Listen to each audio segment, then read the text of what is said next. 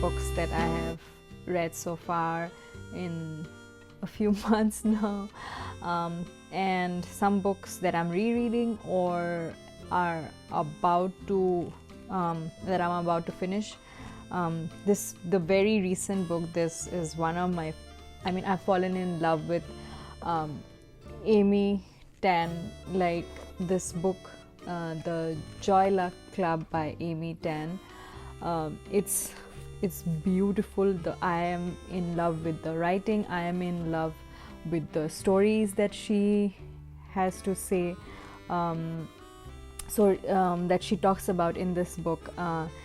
This book deals with stories.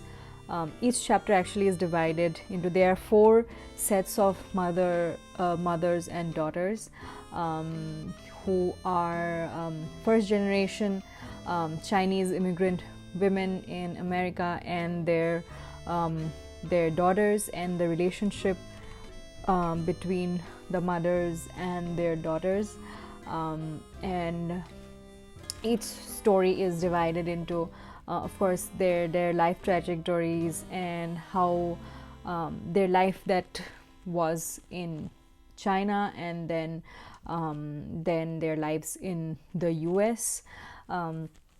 So they're very intricate, they're emotional, they're nuanced, and I have been meaning to read this book for a long time, and I'm so glad that I did read it. And this is one of the books that I think I will reread for sure, because it's so beautifully written. And so these stories range from women who have belonged to really upper class rich families in China, and how their lives drastically changed after coming to the US in the mid 20th century, or almost not late 20th century but almost mid 20th century, and their lives of their daughters. So it's, of course, it talks a lot about loss. It talks a lot about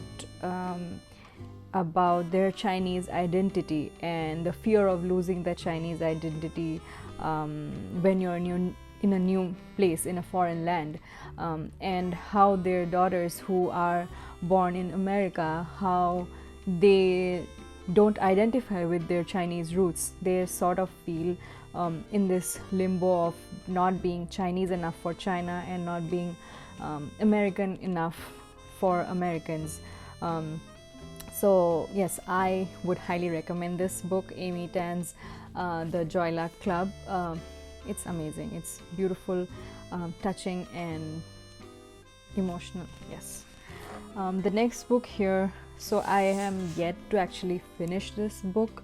I'm about to finish it. So this is Tomb of Sand by Gitanjali Shri, and it's the winner of Booker Prize 2022.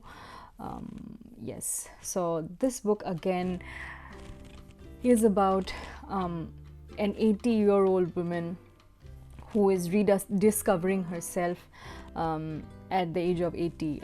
Her husband passed away. She lives with her family. This is based in India, and it's about her and her psychology as this woman of 80 who has lost the love of her life, and sort of is trying to regain her sense of self. And this also talks about the partition of India, and yes, there's also, I felt there are lots of elements of magic realism in this book. I saw some parallels between maybe writings of Rushdie in Midnight's Children and in this book. I don't know, many people might disagree, but yes, so it's beautifully written. Of course, this won the Booker Prize. It's beautifully written, and there's lots of again, the relationship between mother and daughter. This is a very important aspect of this book that's highlighted, and also the themes of loss, the themes of identity, especially for a woman. There's also the character of a transgender woman which I think is beautifully portrayed. So yeah, you should, I mean, if anybody is interested, should read Tomb of Sand. This was actually written first in English, this was first written in Hindi, so this is the translated version, translated by Daisy Rockwell. Yeah, beautiful translation. Of course, I have not read the original Hindi text because I am a slow Hindi reader, but this is amazing. The second one, I am rereading this book by Murakami. It's called Novelist as a Vocation. This was actually a gift, and yeah, so this is, I have, to be honest, I have read only one book of Murakami, one fictional book of Murakami, which is the Norwegian book, and I personally did not enjoy that much, to be honest, but I love his non-fiction writing. Especially this one is almost a memoir, if you would like to call it. Not exactly a memoir, but it has a lot of his life journeys about his life. He talks about being a novelist, basically, and about writing, about the process of writing, but also what a writer goes through in his journey of becoming a published author. I have also marked my favorite pages. There's this, and I love his writing. Of course, I can only read his translated works.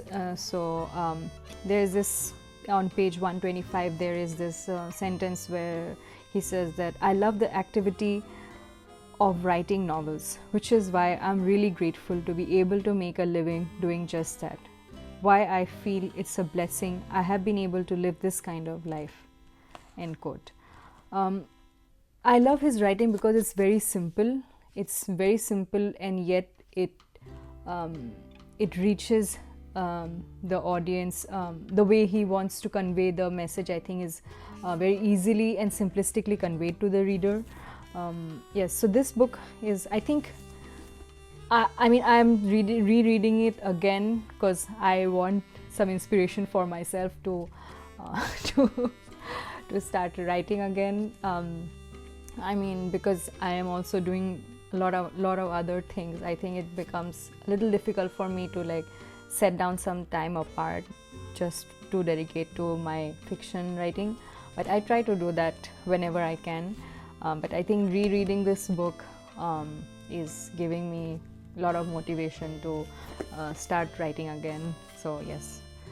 Another book is this, I read some time ago, Seahorse by Janice Barrett.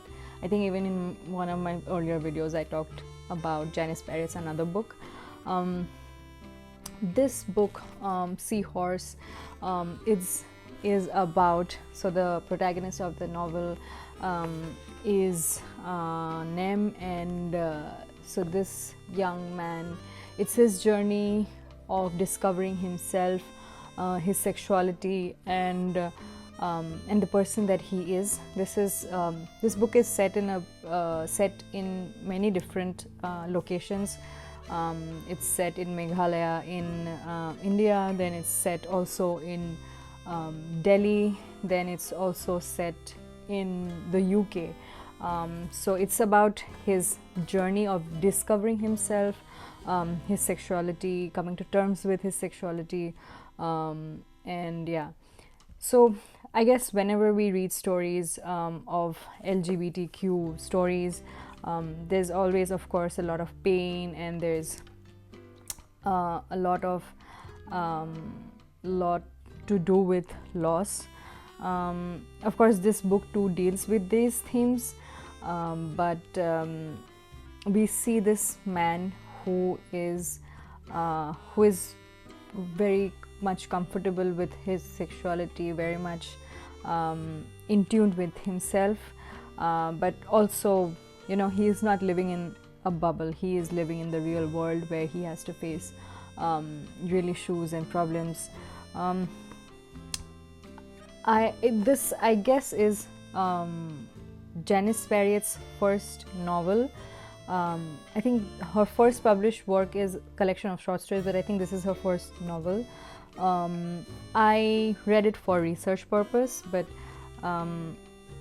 this is a great book if people are interested in queer literature, especially from India. This is a great novel for that. And I again did not personally love the narrative style for some reason, but yes, this book is something that I read. Yeah. Another book that I read is this book. It's called The Reading List by Sarah Nisha Adams. She is a British Indian writer, if I'm not wrong. So this reading list is again a story about many characters who come across this one reading list, and they read these books, many different characters reading this one book, not one book, sorry, books from one particular list, and how their lives intertwine in the UK. And of course everybody is the narratives revolve around many different people who come from many different backgrounds, age bracket, many different genders, so it's quite interesting in that sense. But again, personally, I did not enjoy reading the book, and yeah, this is not, of course, to say that the writing is bad or the story is bad. It's just that I might have expected something more or something different from the writer. So yeah, I was not very much in love with this book, but yeah, I'm pretty sure this might interest some people. This is a light read. Actually, this is quite a light read. This does not, of course, it deals with a lot of emotional things as well. The lives of the narrators, the lives of the characters, and their struggles in life, their emotional baggages. But I did not enjoy it. Yeah, I don't know why, but yes. So these are some of the books that I've read recently. Of course, my favorite one is Amy Tan's book. She is brilliant. And there are some books that, so this book recently I got, a friend of mine gifted me. Yes, The Seven Moons of Mali Almeida. So this is again another winner of Booker Prize. So I'm quite excited to read this. I think this is set in Sri Lanka, if I'm not wrong. Then another book that I got for myself is this book, Cleopatra and Frankenstein. So I'm excited to read this. And another book that I got for myself is this book, The 3am Epiphany. So this is actually a writing book. It has a lot of exercises. I'm hoping to maybe go through this, practice the exercises here during the winter break, because I do want to better my writing, I do want to better my writing, but also learn new things about writing, which I don't think I know how to. So I hope this book is helpful for that. So yes, if anybody wants to use a writing book, I think this would be it, especially for, I think, fiction writers. So yeah, this is all that I had for today. Yes, I would love to actually talk about particular books in each video. Instead of talking about a lot of books, maybe I can dedicate videos specifically talking about maybe one or two particular books. Yes, maybe in the near future I will do that, because I think that that gives me the time, the luxury of time to dwell on a book and talk deeply about a book instead of just rushing through the themes or what I liked and disliked. So yes, maybe I will do that in the near future if I get the time.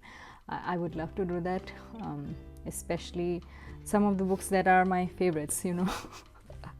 Yes, I think, I don't know, I am just very biased towards this book as of now because I recently finished it and it's very fresh in my mind, and I'm just in love with this book.